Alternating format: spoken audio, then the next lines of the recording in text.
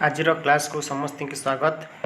आज आम पढ़ा दशम श्रेणी ओडिया व्याकरण वाक्य विचार जोटा कि आमको सीटी बीडी और 10th पिला काम लगे। तेरे वाक्य विचार रे प्रथम धाड़ी लिखाई कही जानिले कथा सुंदर, कही जानिले कथा सुंदर, बांधी जानिले मथा सुंदर। सुंदर कथाटी कहुई कही जानिले कथा सुंदर, कहवा शिखिले कथाटी सुंदर लगे, आ बंधा जनाते मथाटी सुंदर देखा जाए। आउ गोटे पंक्ति मन पड़ुची कही बोली पारे जे पचा चुंगुड़ी बिके से। तो कहबार कौशल जो शिखी से जेकोसी द्रव्य को से पचा चुंगुड़ी से बिक्री करदे पारे। तेरे कहबार कौशल शिखा दरकार, सेमती वाक्य तैयारी करिवार उपाय शिखा दरकार। वाक्यटी सुंदर हवा दरकार, वाक्यटार अर्थपूर्ण हवा दरकार, तेबे ताको आम गोटे वाक्य बोली कहवा। तेबे वाक्य क्या कहुए आस देखिए।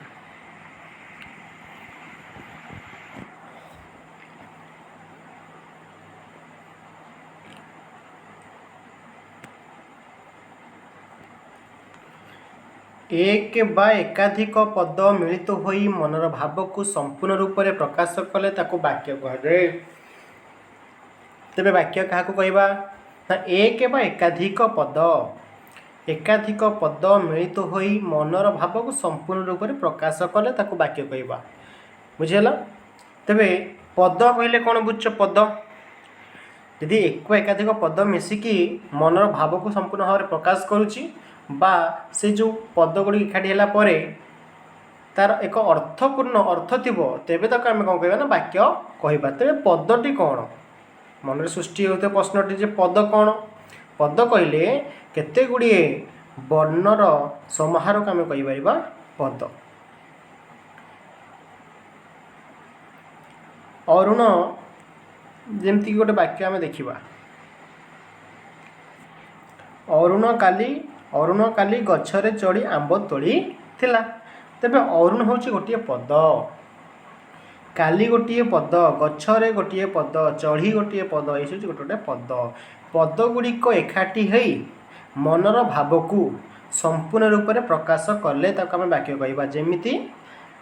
जेमिति अरुण काली गछरे चढ़ी आंब तोड़ी थिला, तो मनर एक भाव को संपूर्ण रूप से प्रकाश करुच्ची, आर अर्थपूर्ण वाक्यटी है अर्थ प्रकाश पाइला, तेबे आम वाक्य कहवा। हाँ, यदि अर्थ प्रकाश पाऊना तेबे आपको वाक्य कहुव नहीं।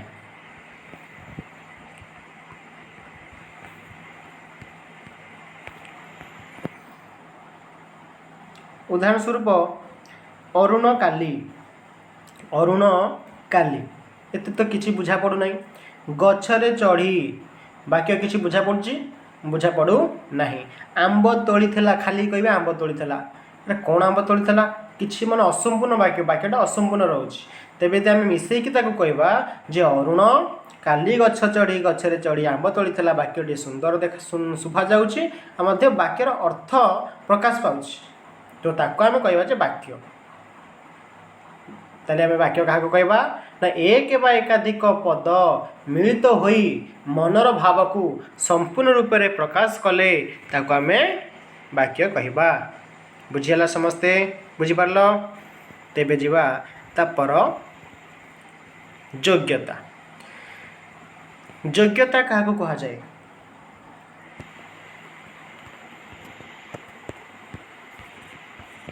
योग्यतार डेफिनेशन ये अच्छे देखो, बुझे दूसरे आगे बुझेबी तापर उदाहरण देवी बुझे। वाक्य रे व्यवहार करा जायथिबा पदगुड़िकर पारस्परिक संबंध को योग्यता कहा जाए।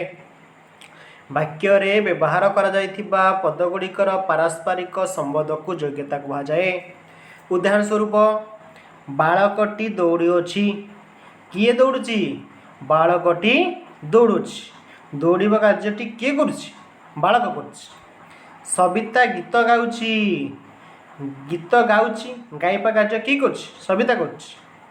हाँ, तो गछटी निआ रे पोड़ीगला, कि पोड़ीगला गछटी पोड़ीगला कौन पोड़ीगला निआर पोड़ीगला तो परस्पर वाक्य व्यवहार करा पद गुड़िक परस्पर भितर संबंध अच्छी ये संबंध को ही आम कौन कहवा ना योग्यता बोली कहवा कौन कहवा योग्यता कहवा योग्यता बुझीगला योग्यता क्या कहवा आउ थे मुझे कहूँ वाक्य व्यवहार करा जाइथिबा पद गुड़िकर पारस्परिक संबंध को योग्यता कहा जाए माने वाक्य भितर जो पद रहा ना भितर संबंध रिलेशन तो ସେଇଟା ଆମେ କହିବା ଯେ ଯୋଗ୍ୟତା ତାକୁ ଆମେ କହିବା ବୁଝିହେଲା।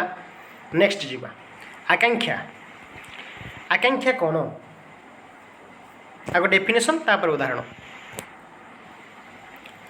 ଦେଖାଯାଉଛି ପିଲାମାନେ ଦେଖ ବାକ୍ୟରେ ଥିବା ଗୋଟିଏ ପଦ ଅନ୍ୟ ପଦ ଗୁଡ଼ିକର ଅର୍ଥବୋଧକତା ପାଇଁ ଅପେକ୍ଷା କଲେ ବାକ୍ୟରେ ଥିବା ବାକ୍ୟଟା ରହିଲା ବାକ୍ୟରେ ଥିବା ଗୋଟିଏ ପଦ ଅନ୍ୟ ପଦ ଗୁଡ଼ିକର ଅର୍ଥବୋଧକତା ପାଇଁ ଅପେକ୍ଷା କଲେ ତାହାକୁ ଆକାଂକ୍ଷା କୁହାଯାଏ।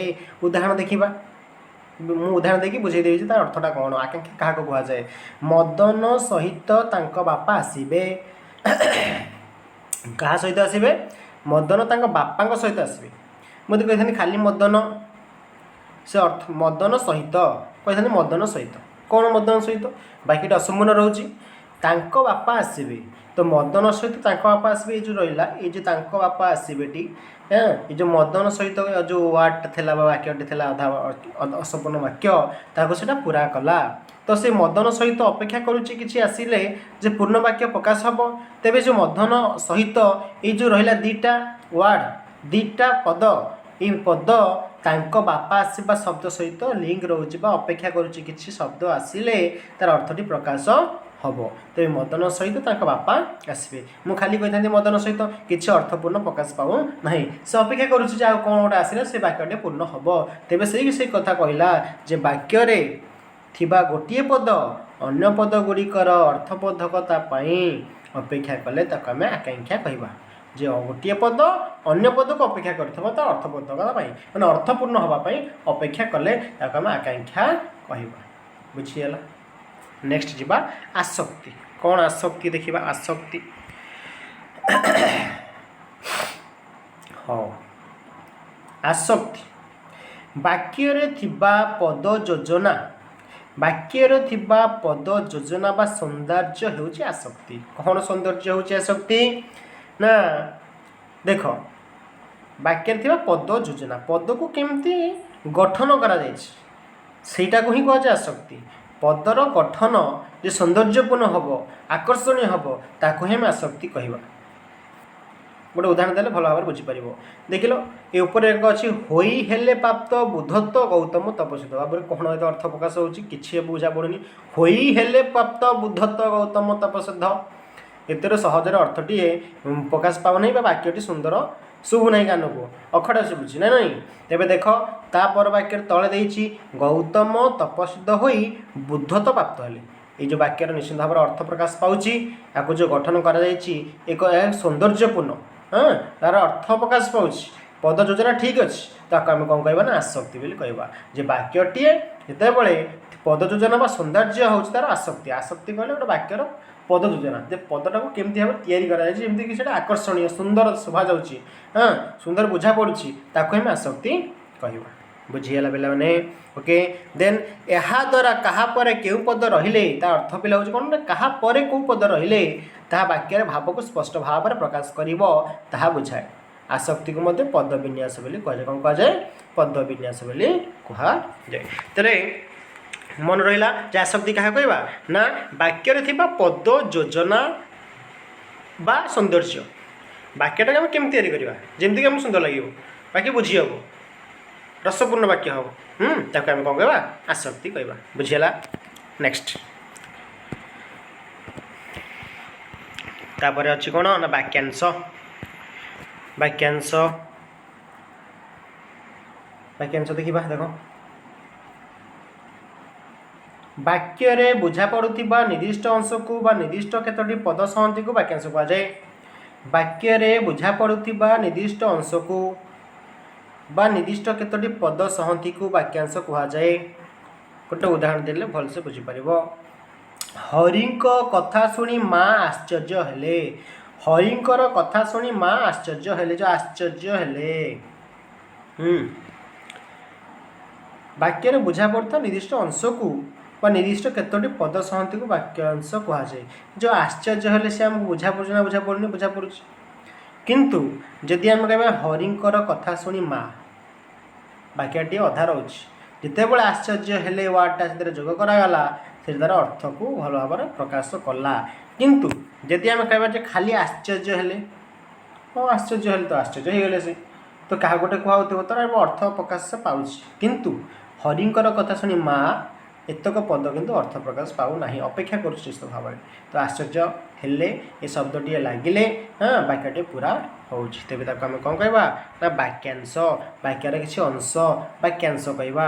ଘଣ୍ଟା ବାଜିଲା ଅଥଚ ପିଲାମାନେ, ମୁଁ କହିବ ଘଣ୍ଟା ବାଜିଲା ଅଥଚ ପିଲାମାନେ, ଆଉ କିଛି କହିବିନି। ତେବେ ସେଇଟା କ'ଣ ଗୋଟେ ଅର୍ଥପୂର୍ଣ୍ଣ ହେଉଛି ନା? ତେବେ ଶ୍ରେଣୀକୁ ଆସିଲେ ନାହିଁ, ନହେଲେ ଶ୍ରେଣୀକୁ ଆସିଲେ, ଅଥଚ ପିଲାମାନେ ଶ୍ରେଣୀକୁ ଆସିଲେ ନାହିଁ। ତ ଶ୍ରେଣୀକୁ ଆସିଲେ ନାହିଁ, ଶ୍ରେଣୀକୁ ଆସିଲେ ନାହିଁ, ଆର ଅର୍ଥ ଅଛି, ଆର ଅର୍ଥ ଅଛି, ଇଏ କାହାକୁ ଅପେକ୍ଷା କରୁନି। କିନ୍ତୁ ଘଣ୍ଟା ବାଜିଲା ଅଥଚ ପିଲାମାନେ, ଏଇଟା ଅପେକ୍ଷା କରୁଛି, ତା ପର ପଦକୁ ଅପେକ୍ଷା କରୁଛି। କିନ୍ତୁ ଶ୍ରେଣୀକୁ ଆସିଲେ ନାହିଁ, ଏଇ ଯେଉଁ ବାକ୍ୟଟି ରହିଲା, ଏଇ ଯେଉଁ ଶବ୍ଦଟି ରହିଲା, ଏଇ ଯେଉଁ ବାକ୍ୟ ରହିଲା, ଇଏ କାହାକୁ ଅପେକ୍ଷା କରୁନି, ଶ୍ରେଣୀକୁ ଆସିଲେ ନାହିଁ। କିଏ ଆସିଲେନି? ତ ପିଲାମାନେ ଆସିଲେ ନାହିଁ କିମ୍ବା ଶିକ୍ଷକ ଆସିଲେ ନାହିଁ।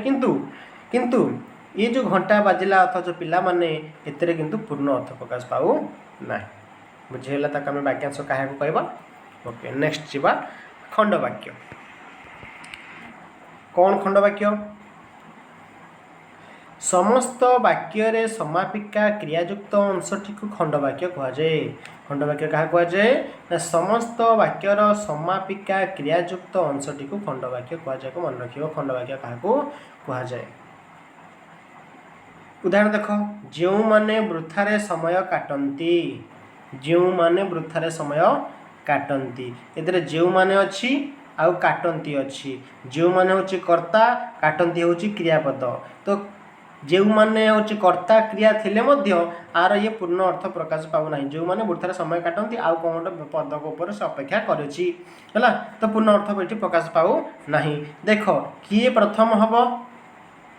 କିଏ କର୍ତ୍ତା ହେବ କ୍ରିୟାପଦ, ଦୁଇଟା କର୍ତ୍ତା କ୍ରିୟା ଥିଲେ ମଧ୍ୟ ବାକ୍ୟଟି ଅସମ୍ପୂର୍ଣ୍ଣ ଅଛି, ଆଉ କାହା ଉପରେ ନିର୍ଭର କରୁଛି। ଏହାକୁ ଆମେ କ'ଣ କହିବା ନା ଖଣ୍ଡବାକ୍ୟ ବୋଲି କହିବା। ବାକ୍ୟ ଖଣ୍ଡବାକ୍ୟ ବୋଲି ଏହାକୁ ଆମେ କହିବା। ଯେଥିରେ ସମାପିକା କ୍ରିୟା, ମନେ ରଖିବାକୁ ପ୍ରଶ୍ନ ଉଠୁଥିବ ଯେ ସମାପିକା କ୍ରିୟା କାହାକୁ କହିବା? ସମାପିକା କ୍ରିୟା କାହାକୁ କହିବା ନା ଯେଉଁ କ୍ରିୟାପଦ ବାକ୍ୟରେ ରହିଲେ ସେ ବାକ୍ୟର ଅର୍ଥପୂର୍ଣ୍ଣ ହୁଏ, ତାକୁ ଆମେ ସମାପିକା କ୍ରିୟା ବୋଲି କହିବା। ଯେଉଁ କ୍ରିୟା ବାକ୍ୟରେ ବ୍ୟବହାର ହେଲେ ତାକୁ ଆମେ ବାକ୍ୟଟି ପୂର୍ଣ୍ଣ ହେଲା ବୋଲି କହିବା, ବା ବାକ୍ୟର ଅର୍ଥ ପ୍ରକାଶ ପାଏ, ତାକୁ ଆମେ କ'ଣ କହିବା? କ୍ରିୟାପଦ ବୋଲି, ସମାପିକା କ୍ରିୟା ବୋଲି କହିବା। ଯଦି ତାପରେ ଅସମାପିକା କ୍ରିୟା ଗୋଟେ ଅଛି, ଯେଉଁ କ୍ରିୟାପଦ ବାକ୍ୟରେ ବ୍ୟବହାର ହେଲେ ମଧ୍ୟ ତାର ଅର୍ଥପୂର୍ଣ୍ଣ ହୁଏ ନାହିଁ, ତାକୁ ଆମେ କହିବା ଅସମାପିକା କ୍ରିୟା। କ'ଣ କହିବା? ଅସମାପିକା କ୍ରିୟା।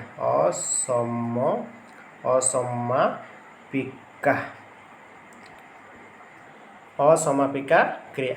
ବୁଝିହେଲା ନା ବୁଝିହେଲାନି ପିଲାମାନେ? ତ ଆକୁ ମନେ ରଖିଥିବ। ନେକ୍ସଟ ଆମେ ତାପରେ ସେକେଣ୍ଡ ଚାପ୍ଟରକୁ ଆଲୋଚନା କରିବା। ଧନ୍ୟବାଦ, ଥ୍ୟାଙ୍କ ୟୁ।